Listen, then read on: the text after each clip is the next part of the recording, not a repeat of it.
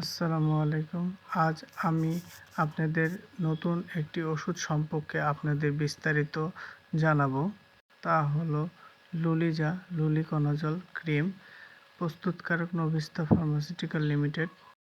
এই লুলিজা ক্রিমের মূলত কাজ তা হলো যেসব পেশেন্টের অতিরিক্ত দাউদ, ঘা, একজিমা, টিনিয়া, পায়ের নখের চিপায় বিভিন্ন রকম ঘা বা পানির বাহিত বিভিন্ন রকম ঘা, মানুষের উড়ায় চিপায় বিভিন্ন রকম অ্যালার্জি, রাশ, এগুলো পেশেন্টের জন্য এই ক্রিমটা অত্যন্ত কার্যকরী একটি ক্রিম।